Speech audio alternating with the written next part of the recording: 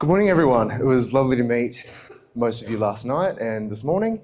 My name is Michael Chambers, Environment and Sustainability Manager at Parkes Shire Council in Parkes, New South Wales. I am here with colleagues and councillors, and we are very proud to be representing New South Wales and Parkes. If you're not familiar with Parkes, it's in the central west of New South Wales on beautiful Wiradjuri country, about 5 hours drive inland from Sydney. We're home to the Dish, the Parkes National Radio Telescope, which was instrumental in the moon landing, and also the world famous Elvis Festival. So if you haven't come to Parkes before, you should definitely come for the Elvis Festival or any time. So I've been in with council for 10 years and I get to work on some fantastic projects. One of my favourites has been the Parkes wetlands. So before I talk a bit too much about it, I'm going to play a short video. This was the video we used in our state submission. It will just give you an overview of works to date.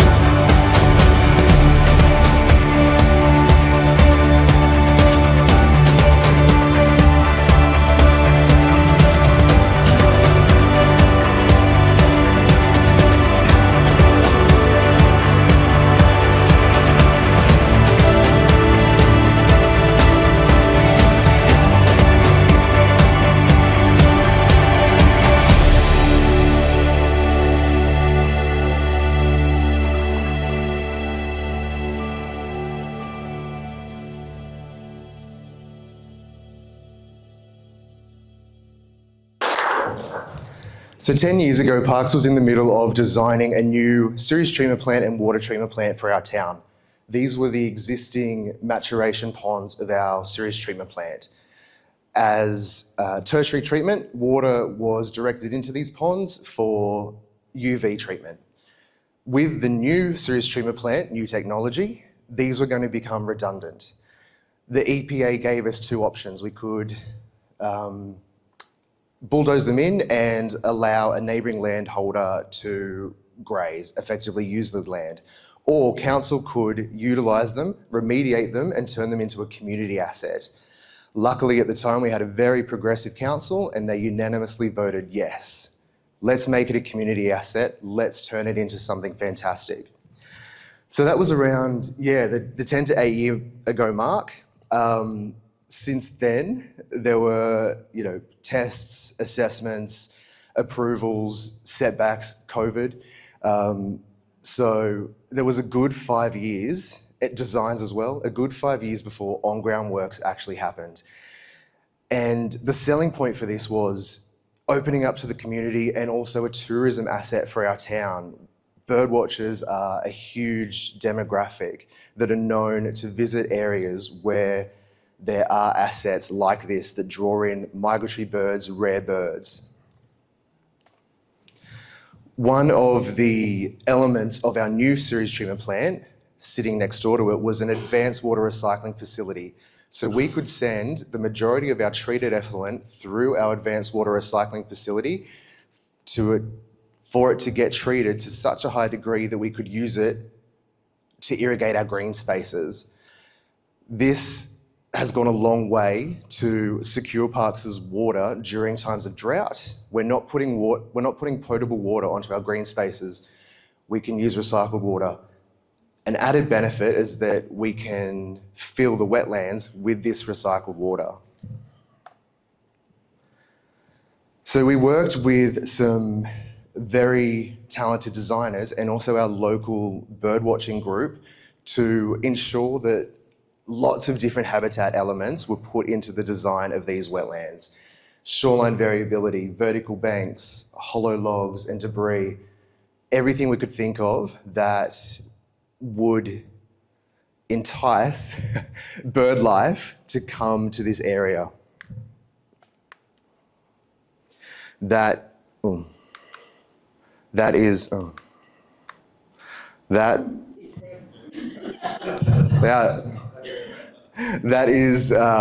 of the aerial images that we love to promote this site. That was the first time it got filled, and it just shows the scale of works that we've put into it. We created those islands, we've got mud flats, we've done plantings, we've put up the vertical logs as well as the horizontal logs, lots of different habitat elements. So that was stage one, getting the earthworks completed, creating all those different habitats. We got money from the New South Wales Environmental Trust for that, which was great. The success of that allowed us to leverage that to get additional funding to further activate the space. Stage two was this walking track, which is just around the wetlands at the moment, but you can see the red line going back into town. We have plans to connect the wetlands to our town walking track. So it'll further activate the space for people being able to utilise that track in town, walk out to the wetlands, do a loop and walk back to town. At the moment we have a car park out there, so you can drive out there and park to walk around the site. Community engagement has been a big element of this project and owes a lot of its success to getting community involved. Lucky enough, council has been able to work with our local land care group. Our Deputy Mayor, Marg, who will speak next, is our local land care coordinator. So we work closely together. In the lead up to the earthworks, we spent 5 national tree days out here around the wider site. And since this site has been online, we've had 2 successful tree days in the wetlands itself, and we're planning this year's tree day in there as well. So community have been able to see this site, especially those who come along to our tree days, over the last 5 years. They've been able to see it in development, they've been able to see it come to life, and it helps getting those people on board. They're the ones who will keep coming out to tree days, all our revegetation days. They'll have stewardship over the site.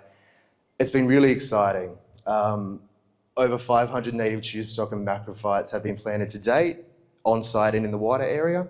We've also had local schools out there, local businesses who want to volunteer their time. So it's been fantastic. Future projects. Again, we've been able to leverage the success of all of that to be able to get additional funding, the most recent being through the federal government's Growing Regions program.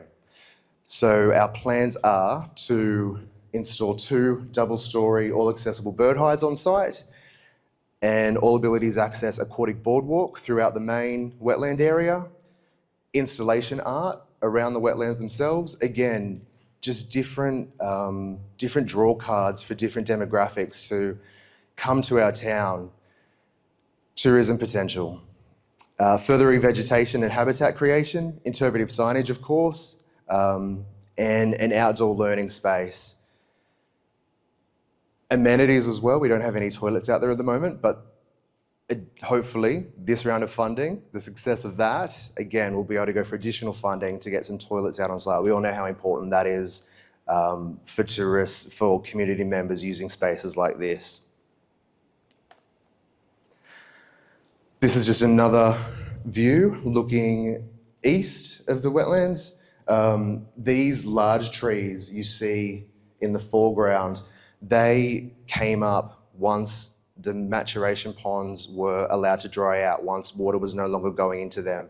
So we worked with the successful contractor to make sure that they stayed on site, they were protected, because this corner of the wetlands doesn't fill up as fast as the others. And they're river red, so they don't mind a bit of wet feet.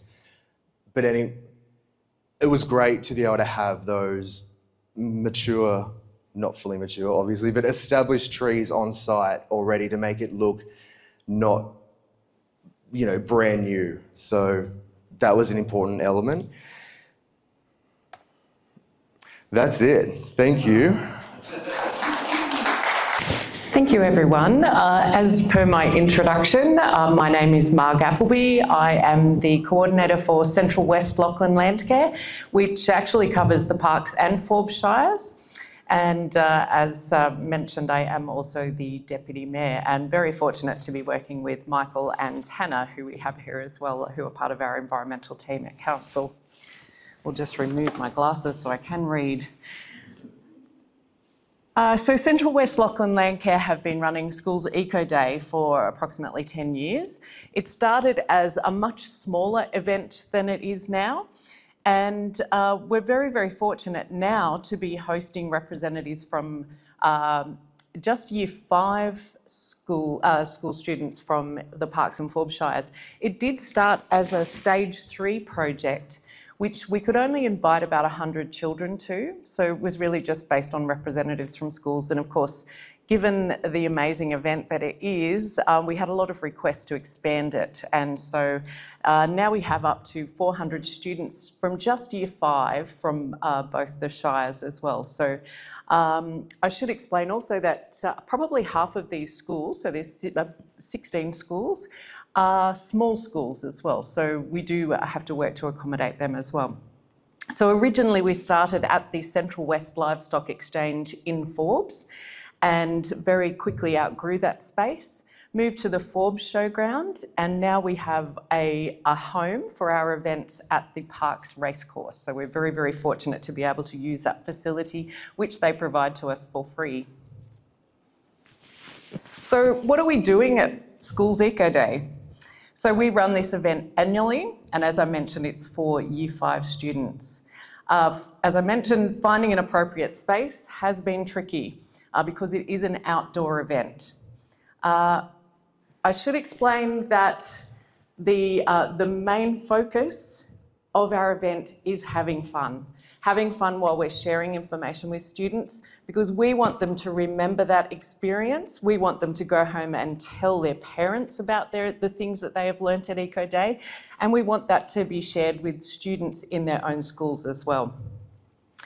So we encourage students to have a hands-on experience. So many of the workshops that we're providing do engage students fully. So they are expected to get their hands dirty, like this example where they're creating seed balls, or our art project, which is shown below. We encourage unity at this event, and we also encourage inclusivity. And because we've got so many children coming from so many schools, that is really, really important that we express that to them at the beginning of each day as well, because we don't want that competitiveness at this event between schools. We want everyone working together. We encourage students to learn about the environments that surround us through educational workshops.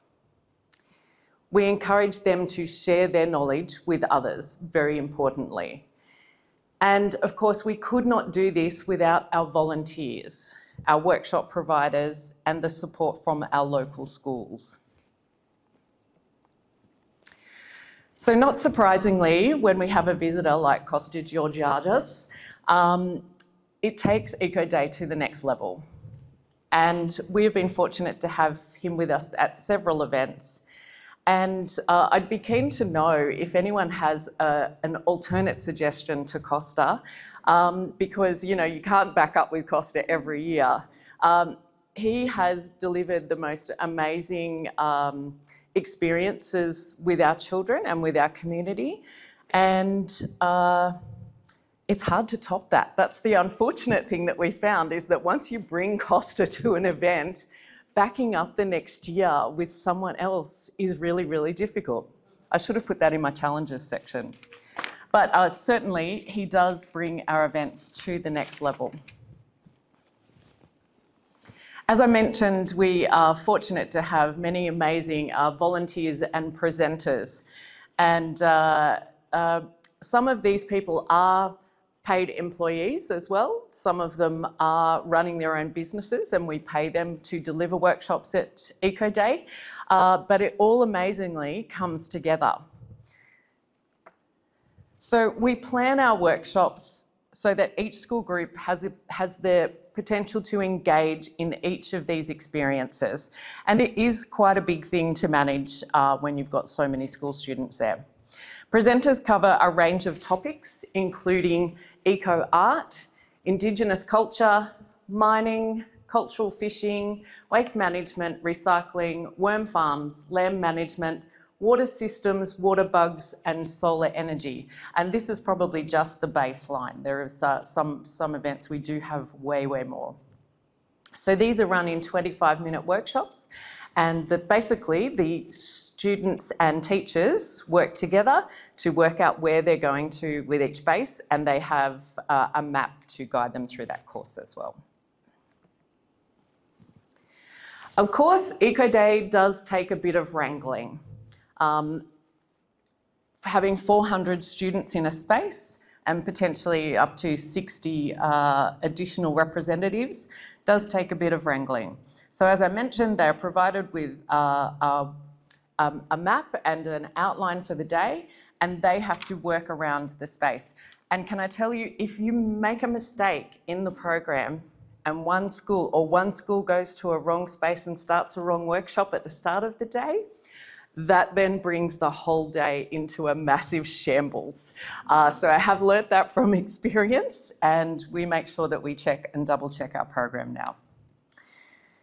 So obviously, in terms of preparation for our events, a date and a venue is the first port of call. We then put a call out to our speakers and presenters and basically check that people are available, and then head to our schools. And we do also organise bus transport, which requires additional funding, of course. So some of our challenges, and I imagine many of you would have similar challenges to this first one. So we do rely quite heavily on volunteer contribution. We're very fortunate to have some passionate and committed volunteers, but bringing in new volunteers to an organisation, especially when you're engaging with children, is something that you have to be very careful with. So that's something that, it's sort of an additional, not complication, challenge that we are very aware of, because obviously protection of children in any of our spaces is crucial. Funding. So funding, I did say we do support the event with bus transport, and obviously some of our speakers we do pay for as well. So coming up with funding for this event every year is definitely a challenge. And of course the weather. This is an outdoor event. We do have some amazing spaces within the racecourse, but weather is always something that we are very conscious of in the lead up to an event, because obviously once you've planned something like this, the same with many of our other events, having to cancel is a significant decision. So we know that schools, we've lost the top of the slide, Schools Eco Day does make a difference. We have been given the privilege to educate, to care and share through this process of Eco Day each year. Of course, it also is an opportunity for us to show appreciation to our volunteers who, as I said, do contribute quite significantly to this event. And of course, we do find that, I'd be interested to see whether other people find this with anything that they are organising with children, that many of these children who do step forward at events like this, we do then see them in other spaces of engagement within our community moving forward. And we know that anything that is encouraging and building up our children and making them feel like part of our community is crucial to them staying in our community or coming back to our community and becoming our future leaders.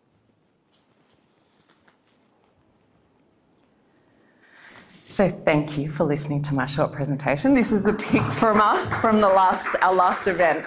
Thank you so much.